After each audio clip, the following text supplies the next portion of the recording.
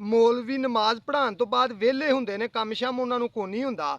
ਉਹ ਕਿਸੇ ਪਿੰਡ ਦਾ ਮੌਲਵੀ ਚੌਧਰੀ ਦੇ ਕੋਲ ਗਿਆ, ਜਾ ਕੇ ਉਹਨੇ ਆਖਿਆ ਕਿ ਚੋਈ ਸਾਹਿਬ ਮੈਂ ਨਮਾਜ਼ ਪੜ੍ਹਾ ਕੇ ਤੇ ਫਿਰ ਬਿਲਕੁਲ ਫਾਰਗ ਹੁੰਨਾ ਵਾ, ਸਾਰਾ ਦਿਨ ਵਿਹਲਾ ਹੁੰਨਾ ਵਾ, ਮੈਨੂੰ ਕੋਈ ਕੰਮ ਨਹੀਂ ਹੁੰਦਾ, ਲਿਹਾਜ਼ਾ ਮੈਨੂੰ ਕਿਸੇ ਕੰਮ ਲਾਇਆ ਜਾਏ, ਮੈਨੂੰ ਵੀ ਪਤਾ ਹੋਵੇ ਕਿ ਮੈਂ ਕੋਈ ਕੰਮ ਕਰਨਾ ਵੇ, ਨਮਾਜ਼ ਪੜ੍ਹਾ ਕੇ ਧਿਆਨੇ ਲੱਗਾ ਰਵਾਂ, ਨਾਲੇ ਇਹ ਵੇ ਕਿ ਮੈਨੂੰ ਕੋਈ 4 ਪੈਸੇ ਆਉਣ ਕਰਨਗੇ, ਮੇਰਾ ਗੁਜ਼ਾਰਾ ਵੱਲ ਹੋ ਜਾਏਦਾ। ਚੌਧਰੀ ਨੇ ਨਾ ਉਹਨੂੰ ਇੱਕ ਕਿੱਲਾ ਇੱਕ ਪੈਲੀ ਦੇ ਛੜੀ। ਉਸ ਆਖਿਆ ਲੈ ਇਹਦੇ 'ਚ ਭਾਵੇਂ ਪੱਠੇ ਲਾ ਤੇ ਭਾਵੇਂ ਕੋਈ ਫਸਲ ਲਾ, ਜੋ ਵੀ ਕਰ, ਇਹ ਕਿੱਲਾ ਜਾਣੇ ਤੇ ਤੂੰ ਜਾਣ। ਮੌਲਵੀ ਨਾ ਜਨਾਬੇ ਆਲੀ ਉਹਦੇ 'ਚ ਫਸਲ ਗੱਡ ਛੜੀ।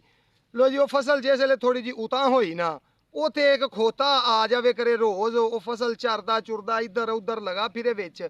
ਮੌਲਵੀ ਨੂੰ ਬੜੀ ਇਸ ਗੱਲ ਦੀ ਪਰੇਸ਼ਾਨੀ ਬਣੀ, ਪਰ ਉਹ ਪਰਾਂ ਇੱਕ ਬੰਨੇ ਤੇ ਬਹਿ ਕੇ ਨਾ ਤੇ ਕਦੀ ਜਨਾਬ ਐਤਲ ਕੁਰਸੀ ਪੜ੍ਹਦੇ ਰਹਿਣ, ਕਦੀ ਕਲਮੇ ਪੜ੍ਹਦੇ ਰਹਿਣ, ਕਦੀ ਕੁਰਾਨ ਸ਼ਰੀਫ ਪੜ੍ਹ ਕੇ ਤੇ ਅੱਲਾ ਅੱਗੇ ਦੁਆਵਾਂ ਕਰਨ ਕਿ ਇਹ ਜਾਨ ਛੱਡੇ ਇਸ ਖੇਤ ਦੀ।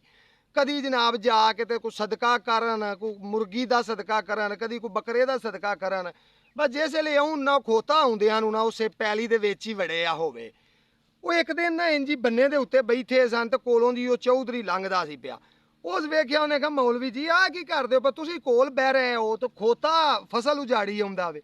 ਮੌਲਵੀ ਆਖਿਆ ਕਿ ਚੌਧਰੀ ਜੀ ਮੈਂ ਤੇ ਬਥੇਰੇ ਸਦਕੇ ਵੀ ਦਿੱਤੇ ਨੇ, ਆ ਦੁਆਵਾਂ ਵੀ ਬੜੀਆਂ ਕੀਤੀਆਂ ਨੇ, ਜੋ ਆਉਂਦਾ ਸੀ ਐਤਲ ਕੁਰਸੀਆਂ ਵੀ ਪੜੀਆਂ ਨੇ, ਸਾਰਾ ਕੁਰਾਨ ਪੜ੍ਹ ਕੇ ਵੀ ਅੱਲਾ ਅੱਗੇ ਦੁਆ ਕੀਤੀ ਹੈ ਕਿ ਖੋਤੇ ਤੋਂ ਮੇਰੀ ਜਾਨ ਛੁੱਟ ਜਾਏ। ਚੌਧਰੀ ਆਖਿਆ ਫੇਰ? ਉਹਨੇ ਕਿਹਾ ਜੀ ਇਹਦੇ ਤੋਂ ਮੇਰੀ ਜਾਨ ਨਹੀਂ ਪਈ ਛੁੱਟਦੀ।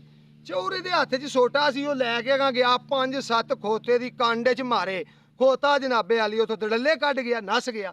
ਚੌਧਰੀ ਉਹਨੂੰ ਆਖਿਆ ਕਿ ਕੁਝ ਇੰਜ ਦੇ ਵੀ ਕੰਮ ਹੁੰਦੇ ਨੇ ਜਿਹੜੇ ਐਤਲ ਕੁਰਸੀ ਪੜਿਆ ਜਾਂ ਸਦਕਾ ਕੀਤਿਆਂ ਨਹੀਂ ਠੀਕ ਹੁੰਦੇ, ਤੁਹਾਨੂੰ ਆਪਣੀ ਹੱਥੀਂ ਠੀਕ ਕਰਨੇ ਪੈਂਦੇ ਨੇ।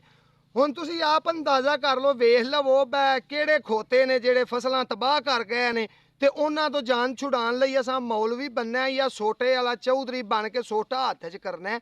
ਇਹ ਜ਼ਰਾ ਹੁਣ ਧਿਆਨ ਕਰੀਏ।